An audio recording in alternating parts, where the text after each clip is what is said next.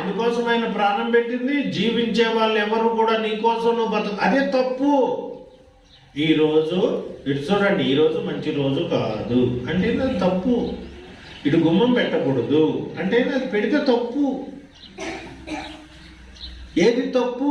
నీ ఇష్టం వచ్చినట్టు బయటికి పోయారంటే జేబు నిండా డబ్బులు వేసుకోవటం, ఇష్టం వచ్చినట్టు ఖర్చు పెట్టడం, అది నువ్వు అనవసరంగా చేసింది దేవుడు చూశాడు. చూశాడా లేదా? 139వ కీర్తనలో పాట పాడుతున్నా వినండి. నేను కూర్చుండుట లేచుడా నీకు తెలియును, నేను కూర్చుండుట లేచుట